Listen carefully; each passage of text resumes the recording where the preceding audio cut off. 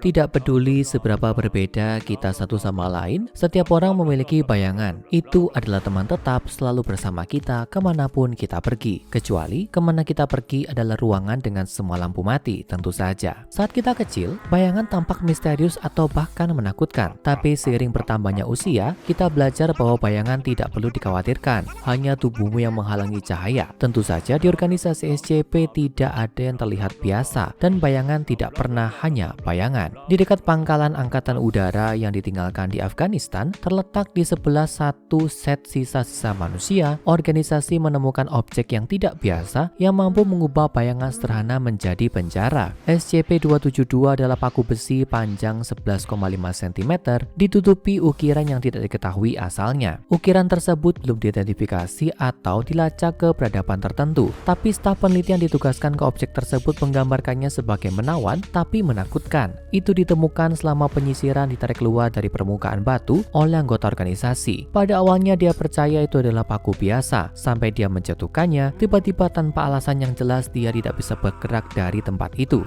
Dia berdiri di sana memanggil bantuan selama 20 menit sebelum anggota lain mengambil paku dan dia bisa kembali bergerak penuh. SCP-272 seperti banyak objek lain dalam penahanan organisasi hampir sangat biasa. Selain ukiran di permukaannya, paku itu terlihat seperti paku lain yang mungkin kamu temukan berserakan di tanah. Sifat aslinya hanya terungkap jika kamu menjatuhkannya. Bertekad untuk mempelajari lebih lanjut tentang sifat paku, keterbatasan, dan potensi efek samping yang tidak diketahui, organisasi melakukan serangkaian percobaan. Eksperimen pertama dilakukan di lokasi penemuan SCP-272, permukaan batu di Afghanistan. Tingkat D disebut sebagai D272-01, diberikan paku dan diinstruksikan untuk menancapkannya ke bayangannya di area kakinya. Begitu paku itu 2/3 ada di dalam batu, 01 tidak lagi bisa bergerak. Dia berusaha lari tapi tidak bisa mengangkat kakinya. Dia berdiri di sana berkeringat dan tidak bergerak sampai dia pingsan karena sengatan panas. Pada titik ini seorang peneliti campur tangan dan berusaha untuk membawa orang yang tidak sadar keluar dari matahari. Tidak peduli seberapa keras mereka mencoba, tubuhnya tidak dapat digerakkan sampai mereka melepaskan pakunya. 01 dibawa ke rumah sakit dan diberikan cairan dan pemeriksaan medis dan pengujian dihentikan untuk hari itu. Setelah menentukan bahwa paku melumpuhkan korbannya dengan menjebak bayangan mereka dan mereka di tempat tim peneliti ingin menguji keterbatasan efek ini. Jika paku membutuhkan bayangan untuk bekerja, lalu apa yang terjadi jika tidak ada bayangan? Tingkat D baru 02 dipilih dan dibawa ke lokasi penemuan yang sama. Namun kali ini mereka pergi setelah gelap sekitar pukul 10 malam. Paku itu dijatuhkan di kaki 02 dan tertanam di tanah tanpa perlu dipalu. Kemudian 02 diinstruksikan untuk berjalan 10 meter dari paku. Dia berhasil dengan mudah tanpa efek samping. Eksperimen itu relatif lancar sampai 02 berusaha melarikan diri dari tempat kejadian dan dimatikan karena upaya melarikan diri. Mayatnya dibuang dan tim peneliti mencatat temuan mereka. Paku tidak berfungsi jika subjek tidak membuat bayangan. Jadi jika kegelapan total membuat paku tidak berfungsi dan cahaya terang, berarti paku itu bekerja sepenuhnya. Apa yang akan terjadi jika cahaya berubah di tengah percobaan? 2 jam sebelum matahari terbit pada malam yang sama, tingkat D lainnya dibawa ke lokasi. Subjek 03 diinstruksikan untuk menjauh dari paku dalam garis lurus sampai dia disuruh berhenti. 2 jam kemudian, ketika matahari terbit, semua menjadi kacau. 03 ditarik terpisah saat tubuhnya berusaha untuk kembali ke arah paku dengan segala cara. Kakinya ditarik kembali ke paku dan dikumpulkan beberapa kaki darinya. Tubuhnya di sisi lain terletak 106 meter dari paku dengan tanda-tanda luka jalan dan trauma parah.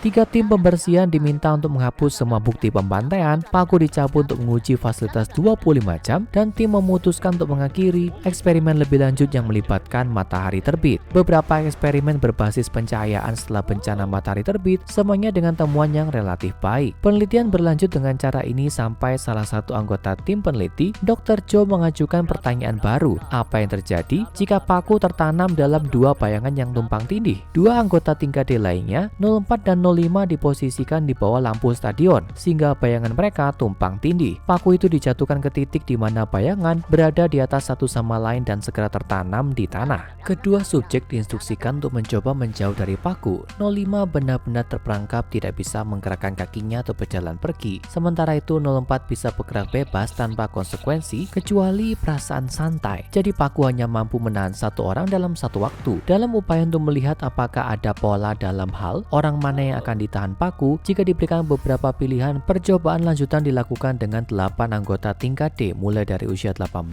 hingga 59 tahun. 8 8 subjek ditempatkan dengan bayangan tumpang tindih dan paku dijatuhkan ke titik tumpang tindih. Subjek termuda seorang anak laki-laki berusia 18 tahun ditahan oleh paku. 7 subjek lainnya menjerit ketika paku menyentuh tanah dan dilaporkan menggigil selama pengujian. Ketika anak berusia 18 tahun dikeluarkan dari penelitian dan eksperimen diulangi, orang termuda kedua dalam kelompok itu ditahan. Eksperimen diulang 4 kali lagi, melepas subjek setiap kali sampai subjek 07 pingsan karena hipotermia. Eksperimen selanjutnya dilakukan di luar di lapangan berumput dekat lokasi pengujian. Subjek 05 dibaringkan di rerumputan dan diberikan sekop. Begitu paku itu dengan kuat berada di bayangan subjek, dia diperintahkan untuk menggalinya dari tanah. 05 mulai menggali dan berjalan normal pada awalnya, namun setelah 90 detik dia jatuh ke tanah berteriak kesakitan. Seorang petugas medis bergegas ke sisinya, tapi pada saat dia mencapainya, dia sudah mati. Otopsi menentukan bahwa subjek 05 meninggal karena pendarahan otak tanpa penyebab fisik yang jelas. Meskipun jelas bahwa upaya untuk menghilangkan paku itulah yang membunuhnya, tim peneliti memutuskan untuk berhenti sejenak dari uji coba pada manusia dan melihat lebih dekat sifat fisik paku itu sendiri. Apa kelemahan yang dimilikinya? Mungkinkah itu dihancurkan? Subjek 09 diberi paku dan seperangkat alat kemudian diinstruksikan untuk bertindak total pada objek tersebut dan berusaha untuk menghancurkannya. 09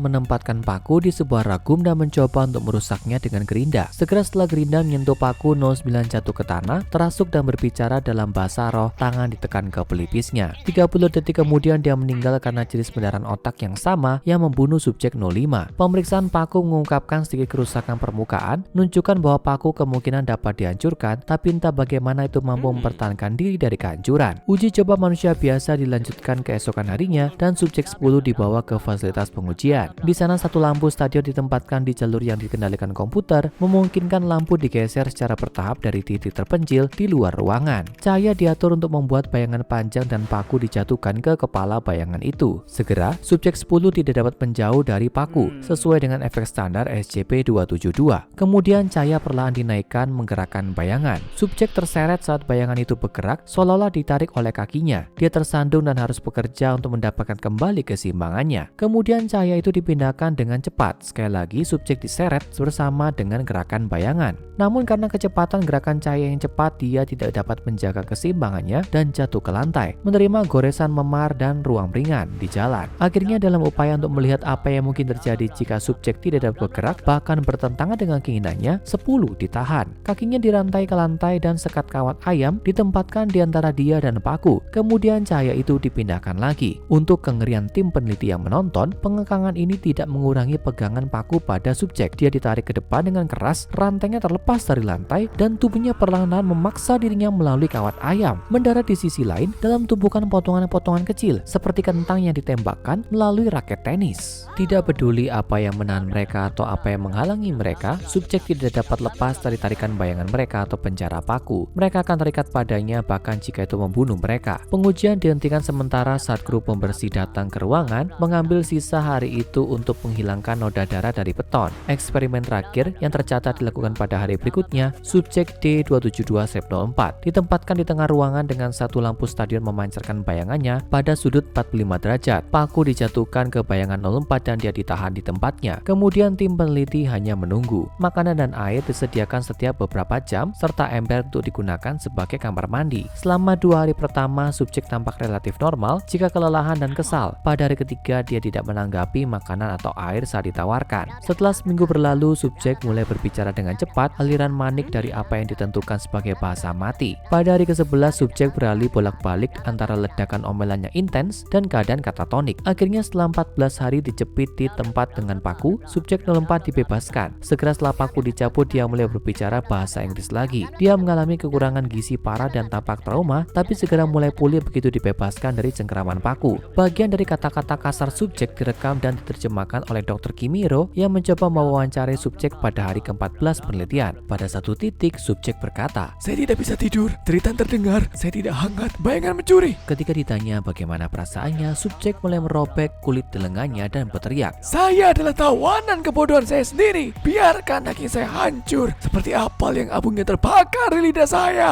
Bukan hal yang paling ceria untuk didengar, tapi juga tidak terlalu luar biasa untuk pekerjaan sehari-hari di organisasi SCP. Setelah eksperimen ini, eksperimen manusia dengan SCP-272 ditangguhkan hingga pemberitahuan lebih lanjut. SCP-272 disimpan dalam kotak kayu kecil tersembunyi di lemari besi di sektor 25. Karena tidak ada yang terjadi pada objek selama dibiarkan dibiarkan begitu saja, tidak ada prosedur penahanan lebih lanjut yang dianggap perlu. Ketika paku dikeluarkan dari penahanan untuk eksperimen, staf telah diinstruksikan untuk berhati-hati agar tidak menjatuhkannya. SCP-272 dianggap sebagai SCP tingkat aman karena ketidakmampuannya untuk bertindak sendiri. Tampaknya tidak melakukan apa-apa ketika dibiarkan sendiri. Namun jelas ada lebih banyak lagi paku kecil itu daripada yang terlihat. Entah bagaimana, itu mampu mendatangkan malapetaka psikis pada orang-orang yang dijebaknya dan pada siapa saja yang mungkin mencoba untuk menyakitinya. Semakin banyak kita belajar tentang sifat SCP-272, semakin banyak pertanyaan yang muncul. Dari mana asalnya? Bagaimana itu bisa masuk ke dalam kepala orang? Apa yang dimaksud subjek 04 dengan bayangan mencuri? Kita mungkin tidak pernah tahu. Namun jika suatu hari kamu menemukan paku yang aneh, pastikan kamu tidak menjatuhkannya. Sekarang tonton SCP-999, Monster Penggelitik, dan SCP-978, Kamera Keinginan untuk melihat lebih banyak SCP tingkat aman favorit kami.